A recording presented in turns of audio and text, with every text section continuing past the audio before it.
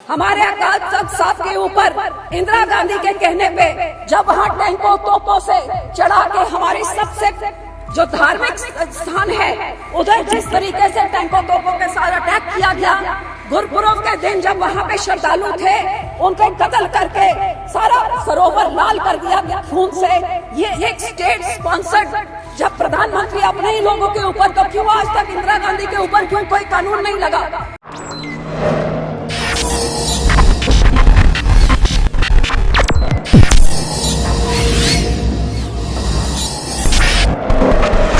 उसके बाद जब हमारे दिल्ली में 84 का जेनोसाइड हुआ सर, तो कितने हमारे सिखों लोग के कत्लेआम शरेआम हुआ, सारा देश जानता है ये कांग्रेस की देन। आपको हैरानी होगी, एक एफआईआर, सिर्फ एक एफआईआर दर्ज हुआ, तो क्यों आज 40 साल होने के बाद आज भी हमें तो कोई जस्टिस नहीं मिला? आपके इस नए कानून में सिखों के साथ कहाँ इंसाफ है? कौन सा वो पॉइंट है, मुझे बताएं जरा गृह मंत्री जी, वो कौन सा है जहां 40 साल बाद हमें इंसाफ मिले? और सर यही मैं कहना चाहती हूं कि हमारे सिखों के जब धार्मिक स्थानों पे अटैक हुआ, हमारे कत्लेआम हुए, कोई वहां पे किसी को सजा नहीं मिली, कोई एफआईआर नहीं लगाई गई, कोई हमारे बहनों के साथ जो रेप हुआ कोई हमारी सुनवाई जब कहीं नहीं हुई।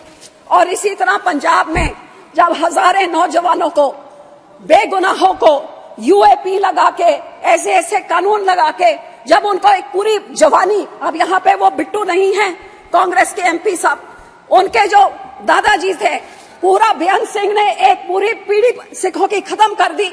ऐसे ही पुलिस एनकाउंटर्स करके, फेक एनकाउंटर्स, आज तक हजारों लाखों नौजवान लापता, पता ही नहीं लगा कहाँ गए फेक एनकाउंटर्स में, क्योंकि पुलिस के पास अनबिल्डेड पास थे।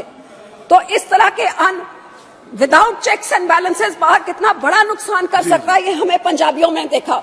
और सर जब ऐसे हालात थे, जब नौजवानों को मारा जा रहा था पुलिस से, कल क्यों आपको हैरानी होगी, कल की कहानी, एक ऐसी लेडी 19 साल की, उसके हस्बैंड को उठा के मार दिया पुलिस एनकाउंटर में।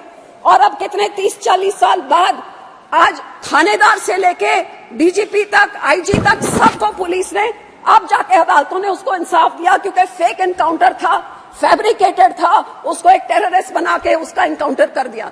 तो ये तो लाखों हजारों से हर घर की कहानी थी पंजाब में 80 के दहाकों में। और सर जब ऐसा माहौल था, जब नौजवान मारे जा रहे थे, तो उन लोगों को रोकने के लिए जो हमारे सब सिर्फ कुछ सुझाव कुछ देना चाहती हैं? जी सर, मैं उसी पे आ रही हूँ सर, उसी पे मैं कहना चाहती हूँ। जब ऐसे का माहौल पूरे पंजाब में 10-12 साल चल रहा था, तो कुछ नौजवान, अब इधर ही इस हाउस में आपने देखा, कुछ नौजवानों ने कुछ दिन पहले क्या किया, क्या कह रहे थे वो नौजवान कि हमने अपनी बेरोजगारी, मणिपुर या फार्मर्स के बारे, तो नौजवान अपने भावनाओं में बह के उस समय उन्होंने कुछ कदम उठाए।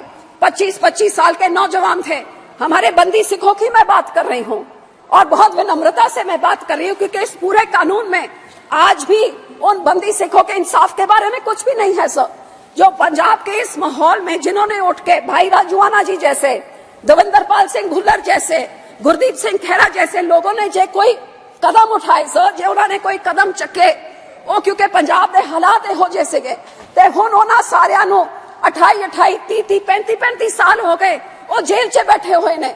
सो वेयर इन द कॉन्स्टिट्यूशन और where in legal prudence does it say that you can just be imprisoned forever without any, आपको कोई इंसाफ ना मिले? ये तो ह्यूमन राइट्स की वायलेशन है, ये एक इंसान की इंसानियत की वायलेशन है। Sir 1 minute, 5 minute sir. Sir here I want to say that in the mercy petition, जो आपने मर्सी पिटिशन के बारे में कहा है सर, फॉर एग्जांपल हमारे भाई राजूआना, यू मस्ट नो सर, 28 साल से जेल में बंद हैं, क्योंकि उस टाइम 84 के दहाकों में उन्होंने कोई कदम उठाया, कोई कंस्पिरेसी करी। 28 years he is lying in a prison in an 8x8 cell for 12 years. His mercy petition is pending. No decision is being taken. The court tells the government to take a decision. The government doesn't take any decision. And now the new law says, besides his family, nobody can apply for it also. If the person has no family, sir, उनके माँ बाप जे मर गए, तो कौन करेगा? ये कहाँ से आप ये लेके आ रहे हैं? और 12-12 साल को इसका फैसला ना हो, तो इससे बड़ी बेइंसाफी क्या हो सकती है? जिस करके सर आई वुड से कि ये आप मर्सी पिटिशन वाला, तो I would appeal to you sir, जो 8 बायास की चक्की में 28 साल 25 साल से अब 60-65 साल उनकी उम्र हो गई, और सुप्रीम कोर्ट कहता फैसला दो, और सरकार कहती है anti social elements are a problem to society. तो सर, कई लोग ऐसे जिन्होंने बेअंत सिंह की हत्या में थे, उनको बाय लॉ लीगली अपने तरीके से उनको पैरोल भी मिल गया, वो अपने घर पे भी रह रहे हैं, अदालत ने उनको घर भेज दिया, राजीव गांधी के किलर भेज दिए। तो जब उनको कोई सोसाइटी ने उनसे कोई प्रॉब्लम नहीं, गुड कंडक्ट उनके प्रिजन में रहा, तो क्यों नहीं ऐसे लोगों को फ्री करा जाता? Sir just 2 minutes more. Sir गुरु साहब के 550 सालों पे सरकार ने इस चीज का वादा भी किया था। आज इस कानून में मुझे कुछ नहीं दिख रहा कि when remission has been granted, when these prisoners are going to be set free, which you promised in 2019, आज तक नहीं हुआ। बल्कि आप यूएपीए उठा के आप पूरा पुलिस को वो पावर्स दे रहे हैं, जो पुलिस आज भी उठा के कोई भी चीज, किसी को भी टेररिस्ट, 2019 पे आपने लॉ को रिवाइज किया कि पहले एक टेररिस्ट ऑर्गेनाइजेशन होती थी, अब किसी भी इंडिविजुअल को आप टेररिस्ट कर दें। इसका मिसयूज पंजाब में तो रोज ही हो रहा है, देश में भी देख रहे हैं, किसी को भी टेररिस्ट। आपको हैरानी होगी कि पंजाब में कुछ बच्चों ने सिक्खी का प्रचार करने के लिए कुछ पैम्फलेट घर पे मिले, तो उनपे भी यूएपीए लगा दिया। Check the mic and make sure it sound right, boys.